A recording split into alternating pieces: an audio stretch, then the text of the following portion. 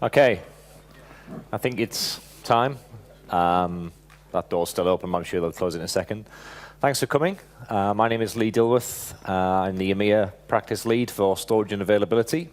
I'm going to take a look at VSAN IO today. So this is two in a session, in a three kind of VSAN trilogy that we've got going on this afternoon.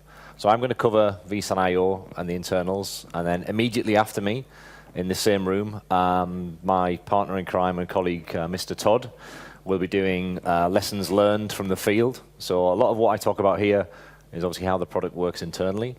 And then Simon's going to share some of the dirty stories about what we're seeing in POCs and where things go wrong and how we fix them in the field. So if you're interested in that side of it as well, please stay for Simon's session afterwards.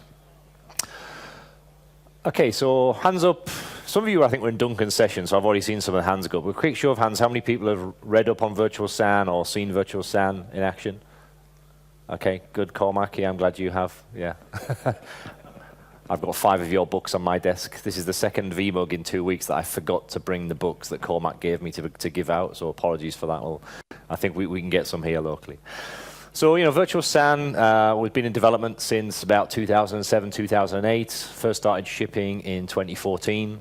The goal behind Virtual SAN is essentially to build an enterprise-class storage solution that is all written in software, leveraging the kind of hyper-converged infrastructure building block. You know, most of you now are familiar with hyper-converged design and what the benefits are in the data center. It's kind of the Google, Facebook mentality. You know, start with what you need in a kind of Lego brick format and add the capacity, the compute, and the network in the same chunks as your infrastructure needs to grow and as the applications start to grow.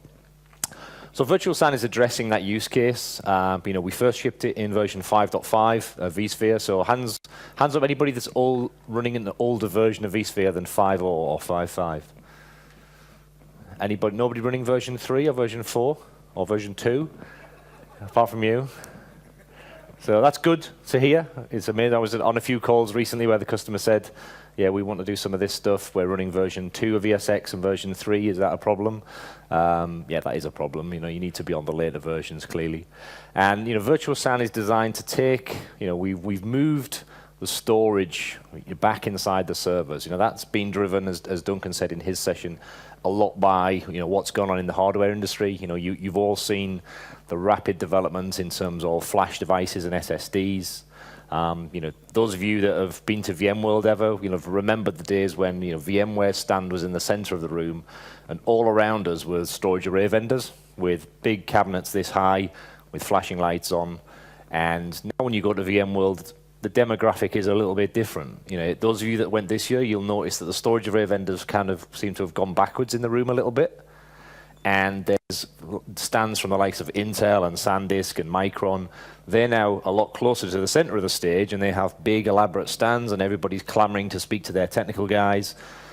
Because we've kind of got to the point where, you know, 5 or 6 years ago, you were going on the customer sites and seeing these 4 or 5 cabinets, and the customer would say, I spent a few million euros on this, or pounds or dollars, and it can do 1 million IOPS.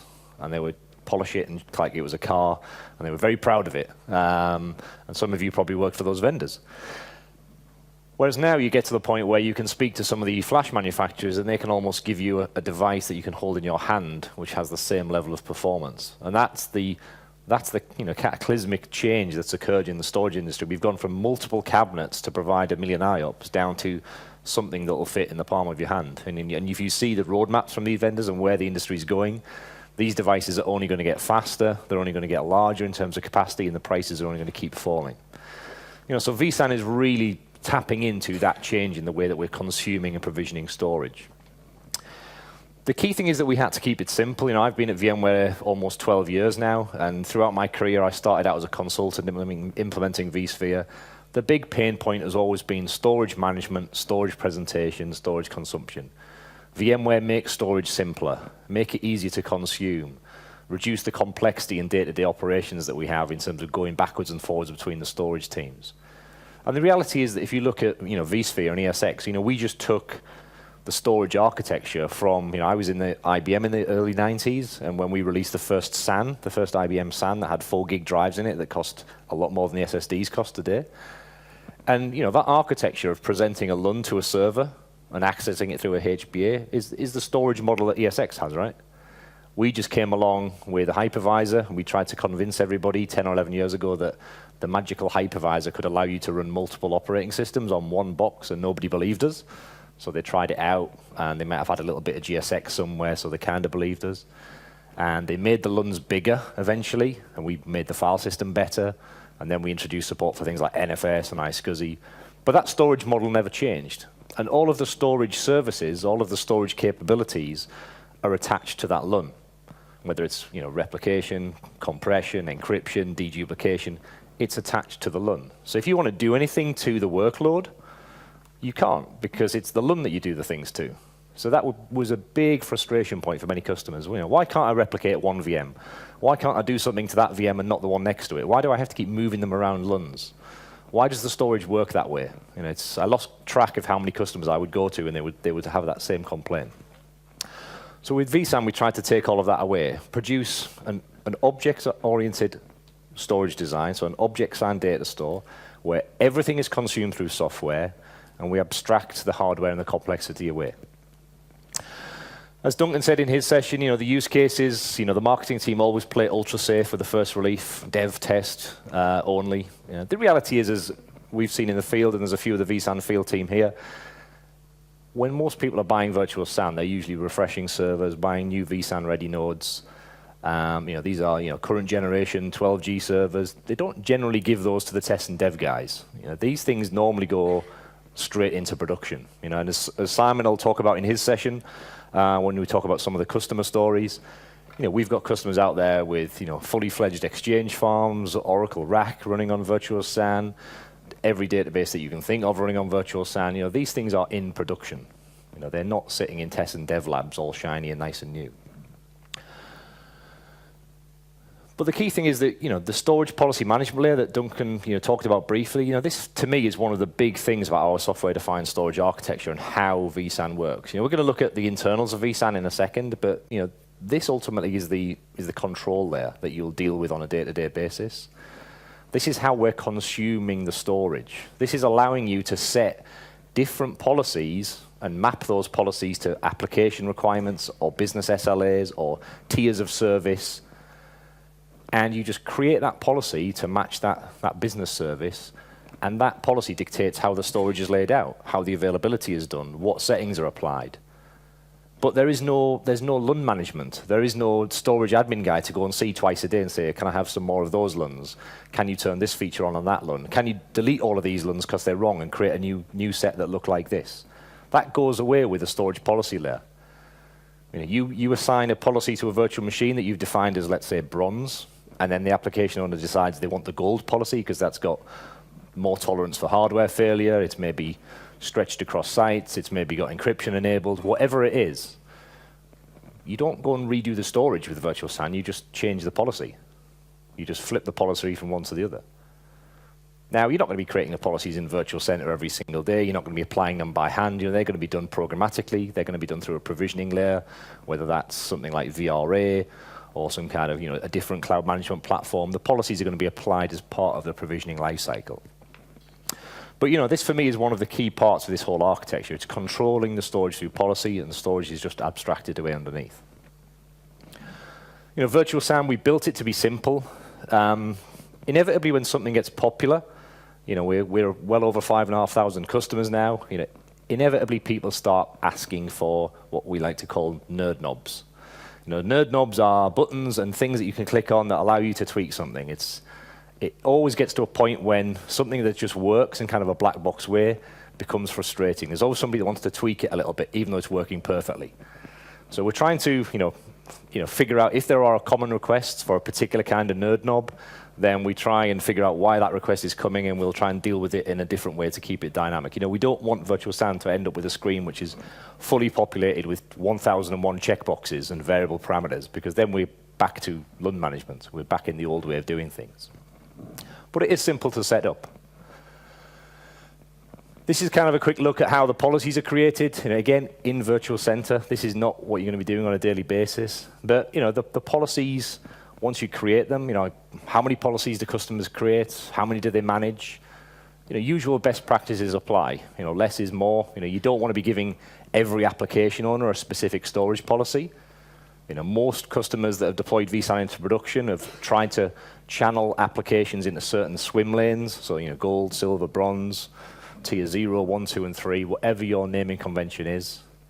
But you know that you've always got the flexibility to create a custom policy for that outlying application. For example, the Oracle rack guy turns up and he says, yeah, I've had a look at your nice little storage policies. They're okay for everybody else, not for me. I've got a particular requirement. We're going to build an 8-node wide Oracle rack setup or a 4-node wide, and we want specific settings for certain disks within the policy. Can you do that? The answer is yes. So for those outlying applications, you may go and create a policy just for them, and you may tweak it later. So in terms of, the policies are then assigned to the VMs, and obviously later on, once you're in production, you're up and running, then, as you change policies, policies can be remediated. You can flip backwards and forwards between different tiers. So all of that can be done without going back to us. You're not changing the disks. You're not adding more disks at that point to make that work. You're just changing a policy. This is where the data operations of Virtual SAN starts to become really compelling, because now there is no overhead for managing that back-end storage configuration. It's all done through that policy layer. OK, so we're going to take a little look inside vSAN. How does it work? We get a lot of questions on this. Hopefully some of this will be useful. But the reality is that it does kind of just work. As Simon will go through in his session, most of the issues that we see with it in production in the field are not related to this stuff that we're going to talk about now. They're related to how it's implemented, how it's tested, and how people evaluate it. And Simon will go into that. So Duncan showed this slide earlier. Remember, when we first released the product, we only had kind of one way of distributing components. Our engineers like to call these things implementation details. It's a common phrase we hear internally in VMware, and there's kind of smirks from the front row here. But implementation details matter to you all, right? You're the customers. So how is this stuff being implemented? People want to know because it's new. It's not something they've seen before. Do I need to create a RAID 5 group on the hardware layer and then present that to vSAN? Simon had that very call today from a customer.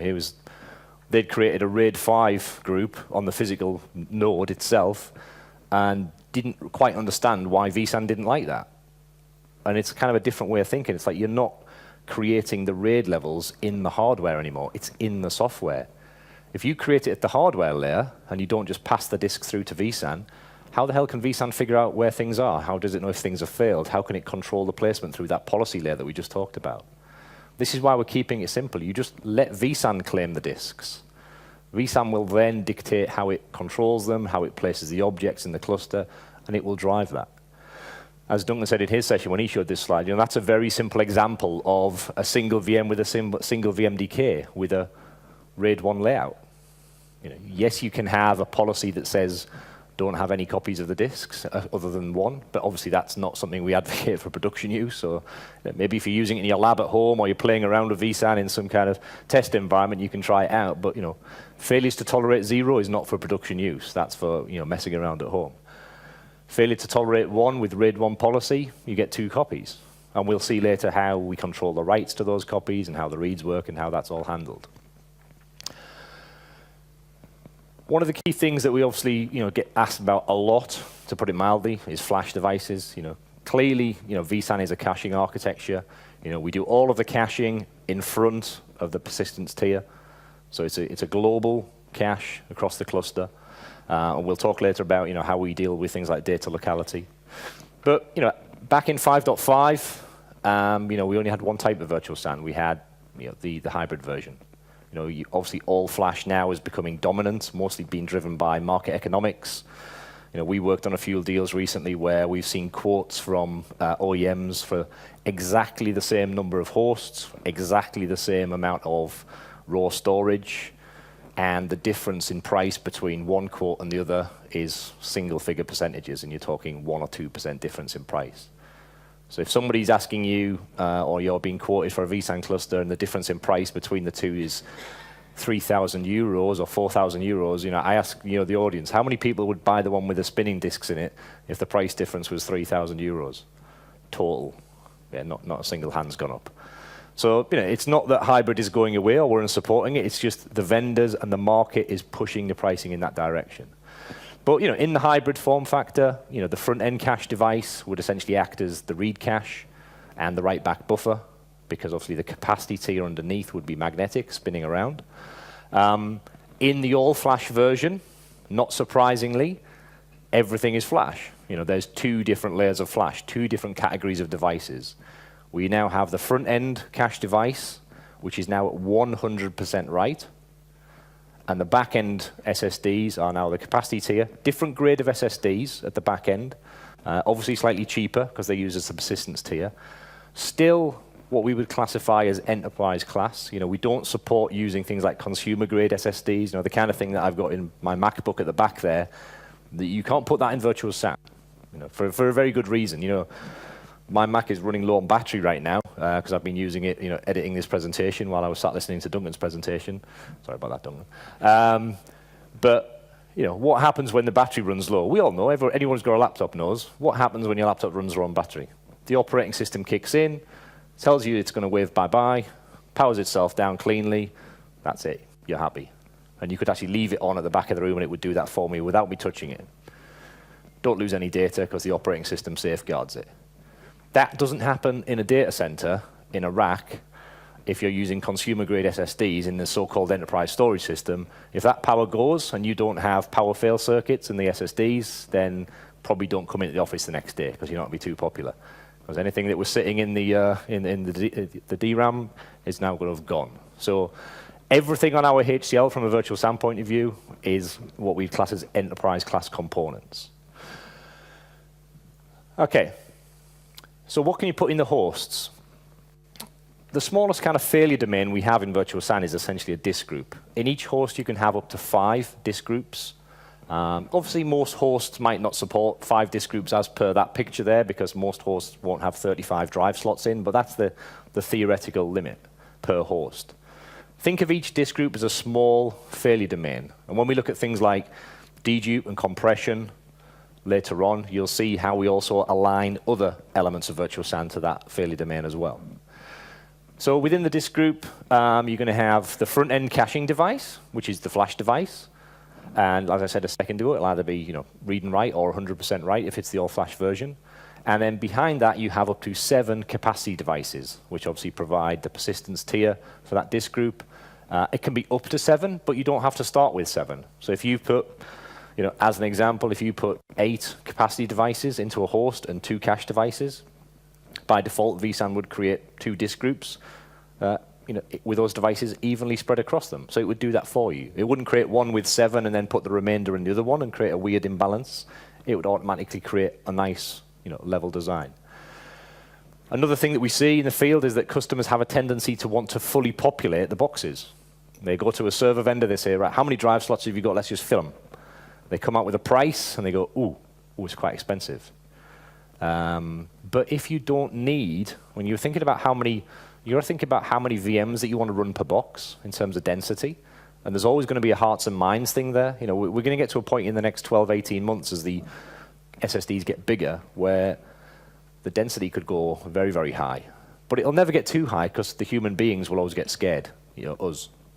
When you get to a point where we've got multi-terabyte SSDs that can blow these ones out the water, and somebody says to you, and you've got all of these cores per CPU, you can run 10,000 VMs on a box. How many people would be comfortable running 10,000 VMs on a single box? Show of hands? No. There's always going to be that kind of comfort factor.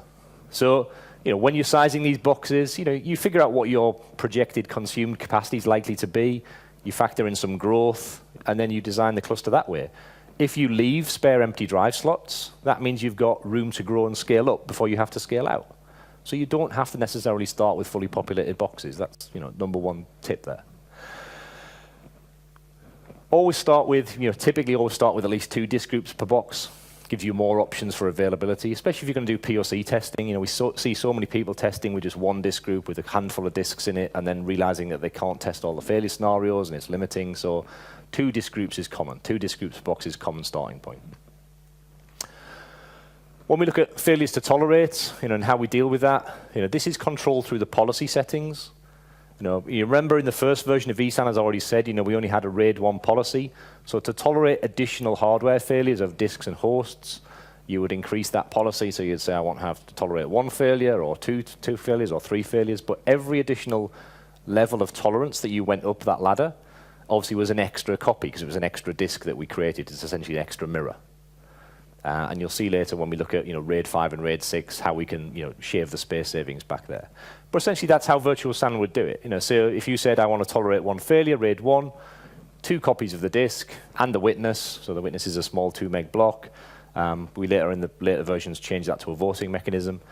But that's basically where the 3-node minimum came from. Because as you can see there, I've got my VM running on ESX1. And I've got my 3 virtual SAN objects spread out on the other 3 hosts there. So that was the original 3-host minimum for virtual SAN. You know now that we can do 2-host virtual SAN for robo use cases mostly. So you're thinking, well, how do you do 2 nodes if you've just told us it was 3? How we do 2 is quite simple. We figured out that if we take that witness and we move it out of the cluster and we essentially host it on a nested appliance, it's a nested ESX image that contains all of the witnesses, and we run that on an external site, a third failure domain, then we can support a 2-host use case. So obviously for retail customers who are running thousands of stores or thousands of branches, hardware footprint minimization is critical to these customers, so the less hosts, the better. It's also the reason, as Duncan mentioned at the end of his session in Futures, it's the reason we went with direct connect for those 2-node solutions as well, so you can do 10 gig cross connect, because again, hardware footprint minimization from a switching point of view. 10 gig switches can be cheap, small ones now, but they're not that cheap, and if you need 9,000 of them, it soon mounts up, right? So that's why we did that. So failures to tolerate. Notice, key thing in this picture, common question we always get, why is the VM not running on the same host as the storage? We'll talk about this when we talk about vSAN's caching algorithm, but if you get asked that question, you'll know why this is later in the session. The common replies that I give to most customers is, did your VM run on the SAN? And the answer you always get is, no, it didn't run on the SAN. And that's kind of the simple answer is that the VM doesn't have to run where its particular storage resides, because virtual SAN is a fully distributed architecture. We don't enforce data locality on the client side because we want to have all of the resources available in the entire cluster, which also means when we do things like migrations, DRS, and vMotions, we don't incur any data movement overhead. Okay, can we do disk striping? Yes, we can. Is it that popular? No, because there's not that many use cases for it in terms of workloads. Whenever you say that on stage at any event, everybody that comes up to you in the event is the one customer that wants to use it. That's the law of presenting. So I can guarantee that 10 people in this room will say, we've got a workload that uses this, but I've never met anybody yet, but we can do it. So if you increase the number of stripes for your, in your storage policy, then virtual SAN can enforce the splitting of the components across multiple back-end capacity devices. So if you've got large sequential write type workloads or sequential read type workloads, then some customers have reported under some benchmark conditions they've seen a benefit, but it's not something that's commonly used, but it can be done. What about fault domains? We just saw a slide where virtual SAN placed 3 objects across 3 hosts. But you can imagine in the early days, the first question we got back was, well, what if those 3 hosts are in the same rack? Then if the rack goes, I'm kind of screwed, right? Because I've just lost the copy, the other copy, and the witness. So give me a way, VMware, to eliminate that by allowing me to, if I spread the hosts across racks, let vSAN know I've done that so that it can also use that as a placement decision. So this is where fault domains came in, or rack awareness as we call it. So now if you have multiple racks and you've evenly spread the hosts across those racks, you can designate each rack as a separate fault domain, just using the host grouping. And then when virtual SAN is placing the data, it will not only see what kind of failure level protection do you want for this given virtual machine, you've also got rack awareness turned on as well. So I'll make sure when I'm writing out these copies, I spread them across different fault domains so that any individual rack failure doesn't compromise the availability of the workload. So now let's take a look at how we deal with things like writes. We'll use a simple example, single VM in each case. So the first thing to say when you're thinking about data locality and data placement is if you read a lot of information on that, why is data locality good or bad, or why did VMware do it this way, you've always got to remember one thing. Everybody has to write to two places. If you want any kind of data protection, you've got to write to at least two things, right? Okay, otherwise you've got nothing. So when virtual SAN writes out, as it says here, so we'll assume the virtual machine has got failure to tolerate set to 1, so we've got 2 copies. The write is going to leave the guest. It's going to hit the 2 replicas. As soon as it gets into, and remember the disk group configuration, so the front end is the SSD. That's where the writes are going to hit first. So as soon as those writes hit those 2 SSDs, we acknowledge that back to the guest when we've got those 2 writes and those 2 write buffers. Once that's done, obviously the guest carries on, and at a later stage, that data will be destaged, and we'll talk about that in a second. So acknowledgement is done as soon as the 2 writes hit the SSDs, then the guest carries on. We don't do anything else to that data at that point. We don't apply any of the, the compression or the dedupe. That's all done later, and we'll show you how that works. So critical thing is, when you're talking about data locality, always remember, every solution in the market has to write at least 2 places. Everybody has to do this. There's no way to cheat that if you want data protection. You have to write to multiple locations. So how do we destage those writes from that write buffer? So this is the hybrid version. So remember in hybrid I said the SSD caching layer is divided each SSD 70-30. Think of it like 2 partitions. So 30% of the space will be for the write buffer and 70% will be for the read cache. Some people incorrectly take that information and assume that we think that every workload is 70-30 read-write mix.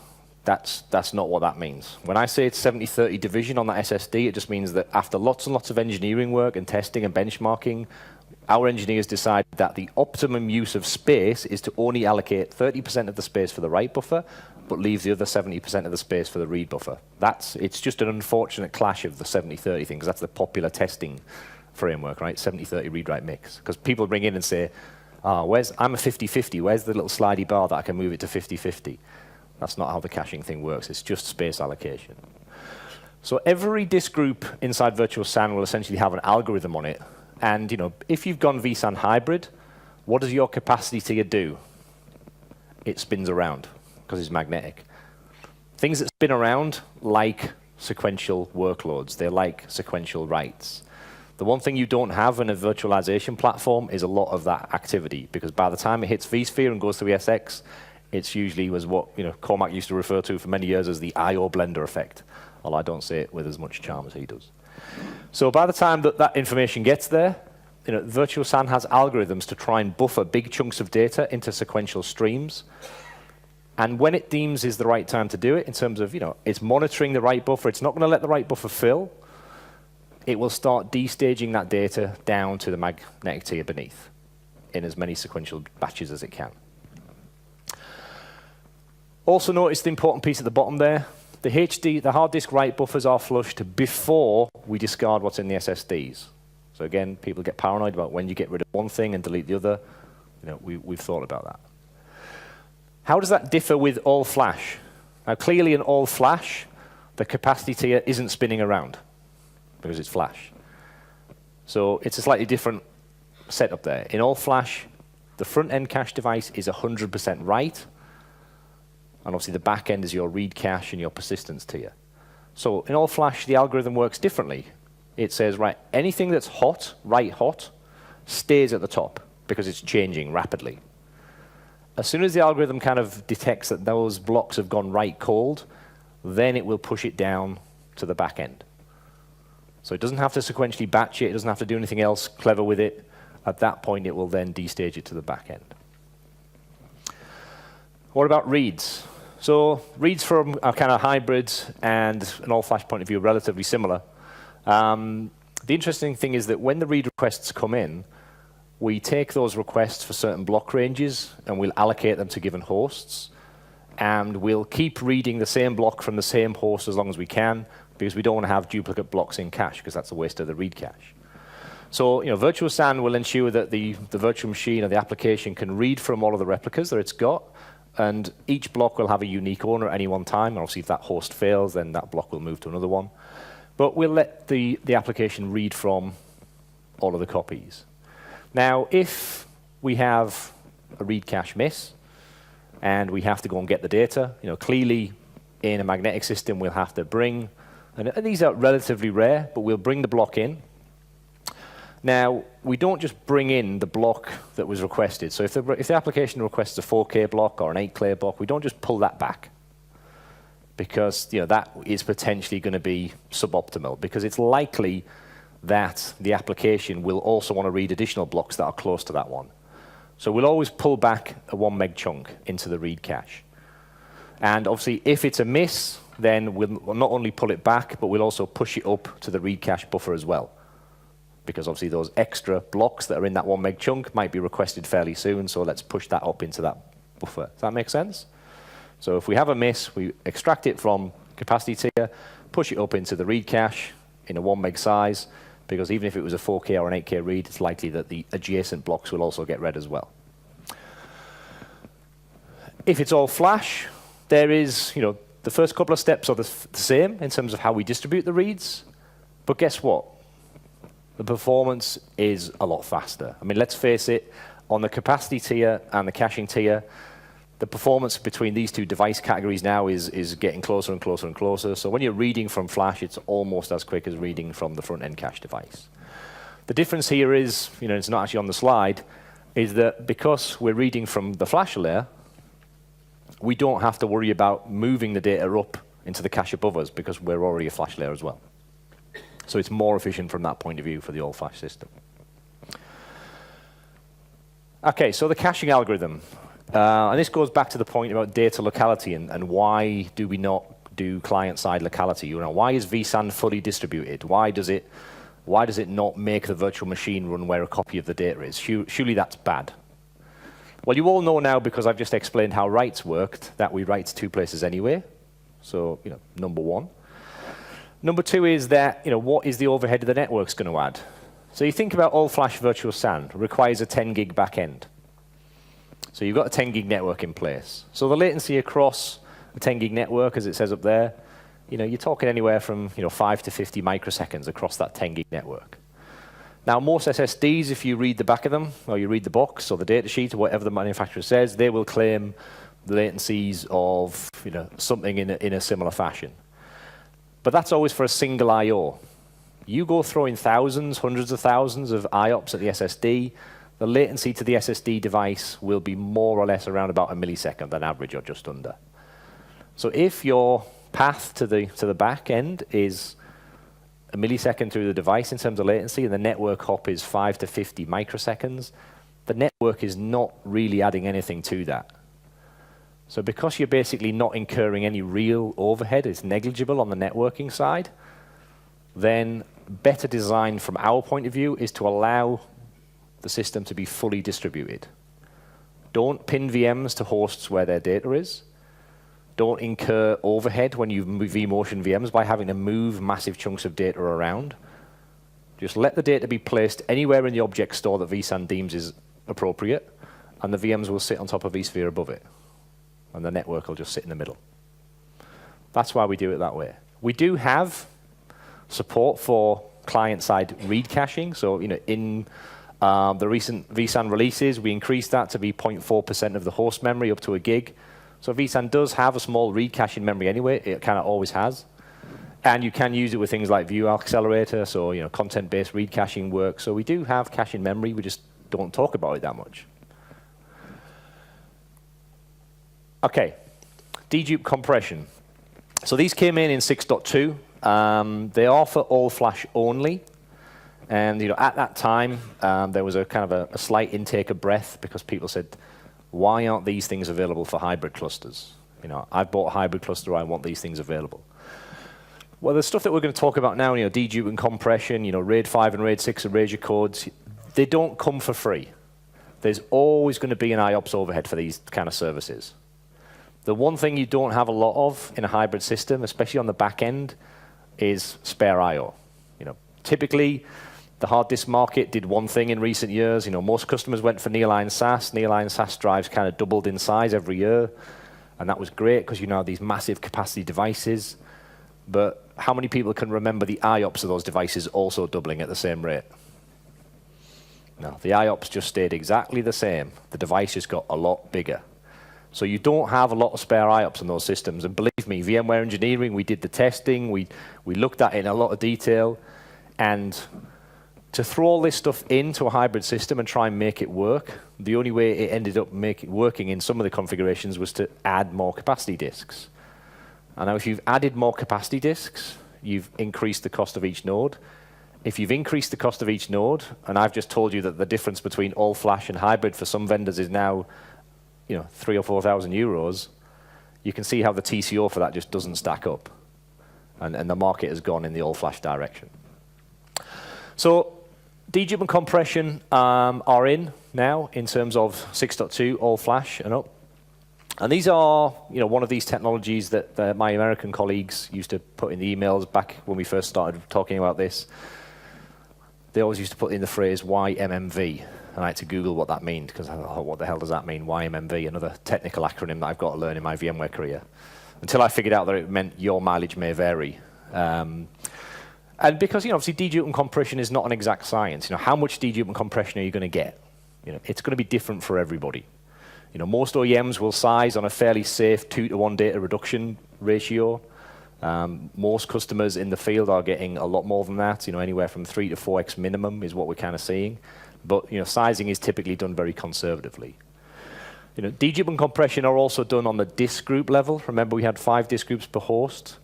And part of the reason for that is that by doing it at the disk group level, that aligns dedupe and compression with the concept of the disk group being a failure domain. It also means we don't have to maintain a global lookup table across the entire cluster, which is very resource hungry if you do that. And if you have a global lookup table across the entire cluster and it goes wrong, then that affects the entire cluster in terms of outage, as opposed to just the disk group within the host. So there's a lot of pros and con arguments there, but I think by doing it the way we did it, it allows us to use those resources that we otherwise might have wasted globally. We can utilize them to actually make our dedupe and compression work on a meaningful block size, which is 4K. So, when we do this is when we destage the data. So when the data moves from that hot write tier down to that capacity or flash tier, that's when we do the compression and the dedupe. We leave it alone while it's in the write buffer. There's no point in messing around with a block while it's write hot, because it's changing. And you're just going to incur unnecessary CPU and memory overhead, and you're going to have to keep redoing it. So when it goes write cold and it moves down, that's when we do the dedupe and compression. We do that on 4K blocks. From a compression point of view, if the output of that compression can't go below 2K, then we write that block at 4K level. Again, we do that to avoid things like misalignment issues at the block layer, and obviously to not incur the CPU overhead. There's no point in trying to compress something if it won't compress below 2K. We leave it alone.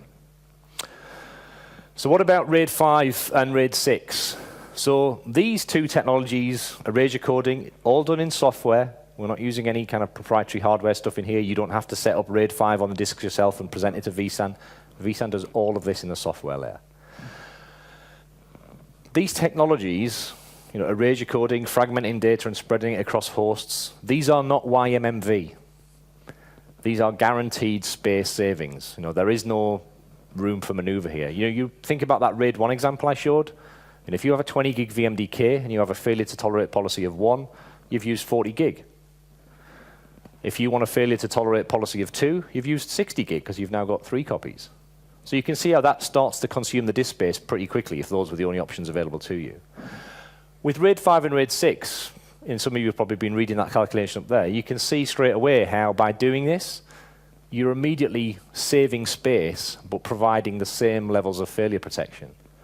So if you're going to do RAID 5 in a vSAN cluster, as the example says there, instead of it taking 40 gig to protect against 1 failure, it now takes 27 gig.